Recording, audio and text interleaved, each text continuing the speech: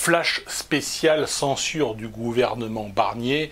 Marine Le Pen, en ce moment même, subit une énorme pression de la part de la classe politique et de la classe médiatique parisienne pour sauver le gouvernement Barnier va être frappé par une motion de censure.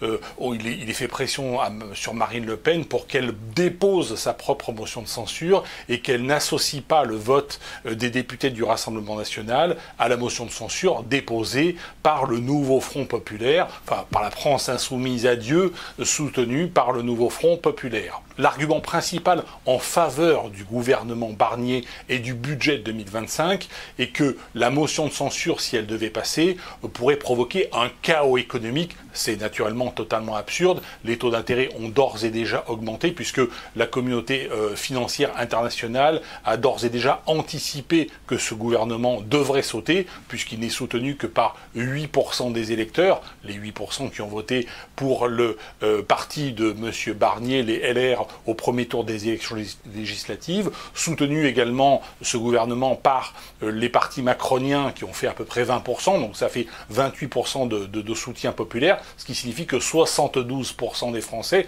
n'ont pas voté pour cette actuelle majorité, enfin cette actuelle minorité au pouvoir, plus exactement, et donc il est tout à fait envisageable et envisagé par les marchés financiers que ce gouvernement saute et que le budget 2025 ne soit pas adopté. Un budget 2025 qui prévoit une augmentation des impôts de 33 milliards d'euros, 33 milliards d'augmentation de taxes. Alors c'était 36 milliards, mais M. Barnier a fait un petit rabais de 3 milliards dernièrement sur les taxes sur l'électricité. Donc on était à 36, on est passé à 33. Il est possible que d'ici quelques jours, de 33, on passe à peut-être 30 ou 25 milliards. Dans tous les cas de figure, politiquement parlant, il est extrêmement important que ce gouvernement illégitime et ennemi du peuple, colbertiste, esclavagiste, je rappelle Jean-Baptiste Colbert, ministre du roi Louis XIV, qui a rédigé en 1685 le code noir, le code esclavagiste, mais avant de rédiger ce code noir, il avait bien naturellement placé le peuple de France, le peuple français, en esclavage. Donc avant de s'occuper des esclaves noirs, il s'est occupé des 20 millions d'esclaves blancs qu'il y avait en France au service du roi Louis XIV. Donc, naturellement, Michel Barnier est l'héritier de cette tradition gaulliste et colbertiste. Et dans un processus révolutionnaire, il est effectivement tout à fait important que ce gouvernement puisse être censuré par la représentation parlementaire.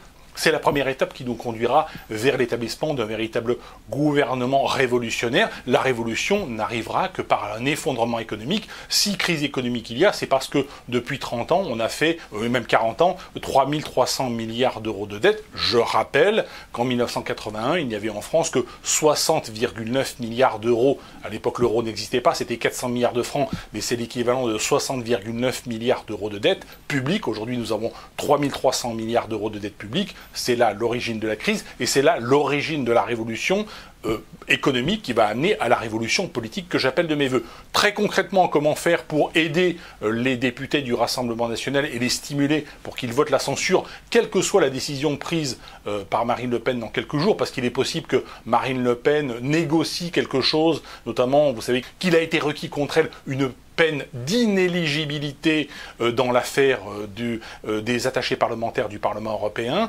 Donc Marine Le Pen pourrait effectivement négocier avec le système politique pour sauver le gouvernement Barnier. Mais les députés, eux, ce sont eux qui votent. Donc quelle que soit la consigne qu'ils donnent, il est très important que ces députés reçoivent une pression populaire. Et pour faire la pression populaire, c'est extrêmement simple. Il suffit de faire, comme nous sommes des milliers à le faire d'ores et déjà, c'est-à-dire aller sur le site de l'Assemblée nationale, aller dans le groupe politique, choisir le groupe RN ainsi que le groupe de l'UDR, le groupe de M. Sotti qui soutient le Rassemblement national, et écrire aux députés, envoyer un email en disant simplement à chacun ils sont au total 140 députés, il y a 16 députés du côté de M. Ciotti et 120 députés du côté RN et 3 apparentés.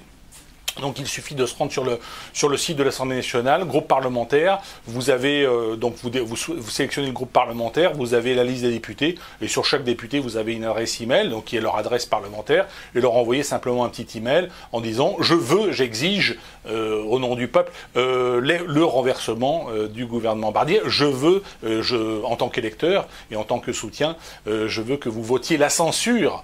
Il faut impérativement que les députés aient cette pression populaire de manière à ce que la censure puisse passer. Alors si elle ne passe pas, ce sera relativement, et donc si le gouvernement Barnier est sauvé, ce sera relativement mauvais pour Marine Le Pen, parce que ça veut vraiment dire qu'elle a collaboré jusqu'au bout avec le système. Après, je la comprends d'un certain point de vue, hein, si c'est pour être éligible, si c'est pas aussi parce qu'elle a et souffert dans son enfance, dans son adolescence, de l'ostracisation de son père Jean-Marie Le Pen. Donc je comprends, humainement parlant, si elle prend cette décision de sauver le soldat Barnier, mais politiquement parlant, c'est sûr que c'est très mauvais pour elle et pour le mouvement qu'est le Rassemblement national, qui pourrait ou pas arriver au pouvoir. Dans l'état actuel des choses, effectivement, on va dire que c'est dans le tube, mais comme nous sommes à la veille, effectivement, d'une catastrophe économique d'une très grande ampleur, il n'est pas certain que ni elle, ni M. Bardella aient les épaules suffisamment larges pour pouvoir exercer un pouvoir et un gouvernement d'union nationale et de redressement national.